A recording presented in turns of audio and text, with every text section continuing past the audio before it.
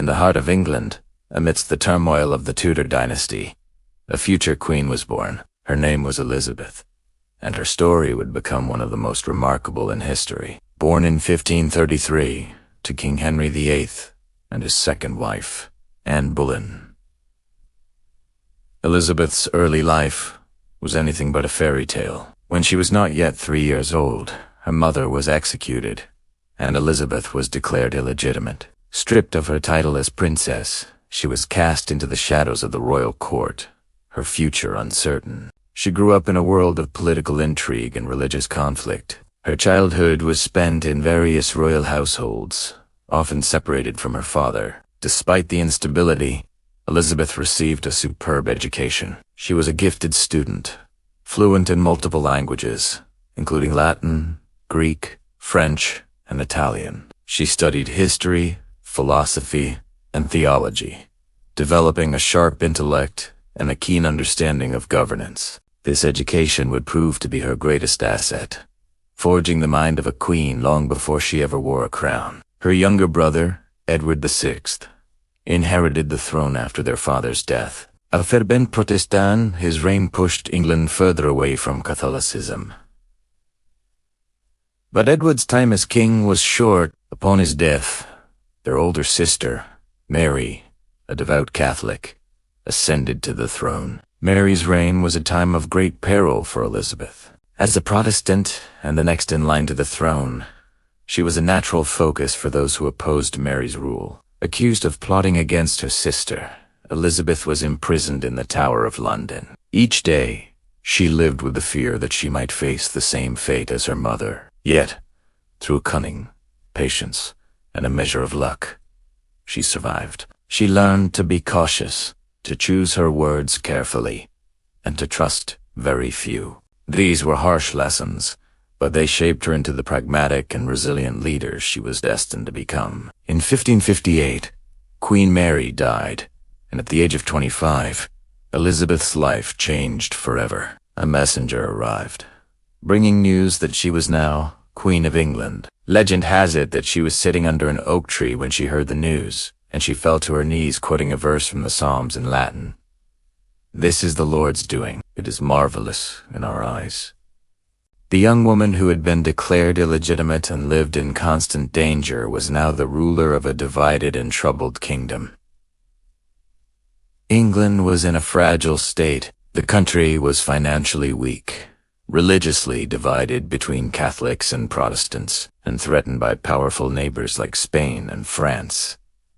Many doubted that a young woman could rule effectively. In an age when monarchy was seen as a man's domain, her gender was considered a significant weakness. The question of her marriage loomed large. Her council, her parliament, and her people all expected her to marry and produce an heir to secure the Tudor line. Yet, Elizabeth defied all expectations. She approached the religious divide with a solution that became known as the Elizabethan religious settlement. It was a compromise, establishing the Church of England as a moderate institution that sought to accommodate both Protestant and Catholic traditions. While it didn't please everyone, it brought a much-needed period of relative religious stability to the nation, ending the violent persecutions of her sister's reign. On the matter of marriage, Elizabeth played a masterful political game. For decades, she used the prospect of her hand in marriage as a diplomatic tool. She entertained suitors from across Europe, keeping powerful nations guessing and preventing them from forming alliances against England. She declared that she was married to her kingdom and her people. This decision to remain unwed earned her the name the Virgin Queen.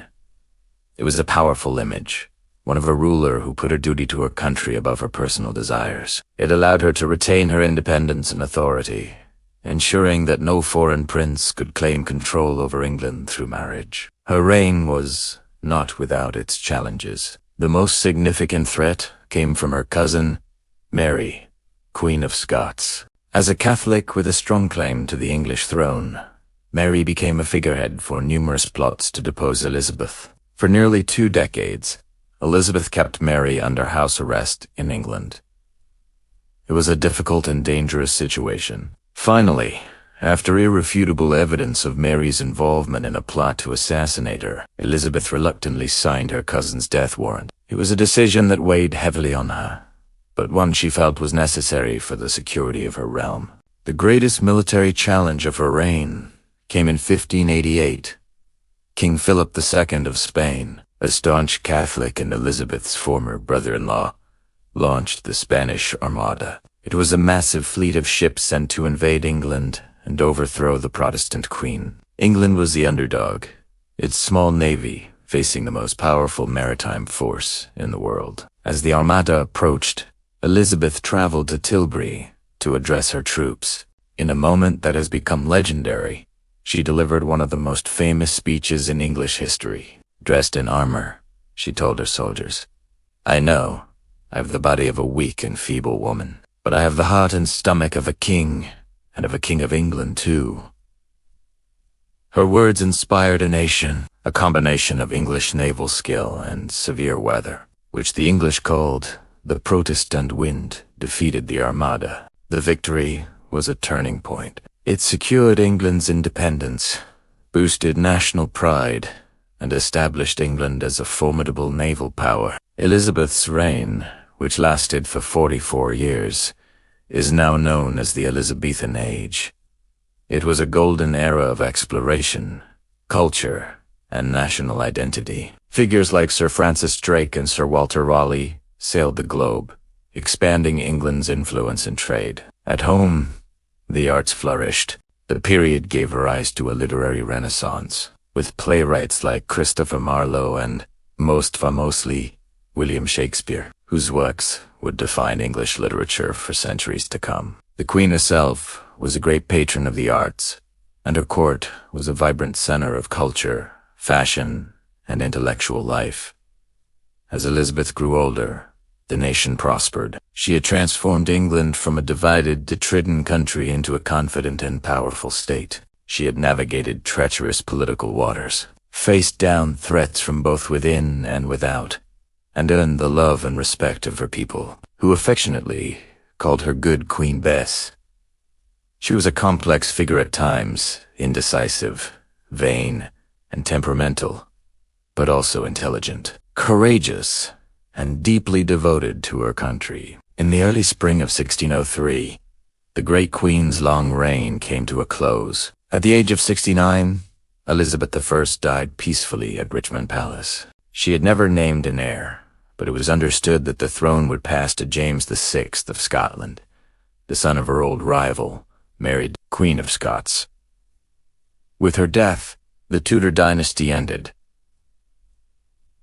Elizabeth's legacy is immense. She proved that a woman could rule as effectively, if not more so, than any king. She brought stability and unity to a fractured nation and laid the foundations for Britain's future as a global power. Her story is a timeless reminder of how courage, intelligence, and unwavering dedication can shape the course of history. She inherited a kingdom in peril and left behind a golden age.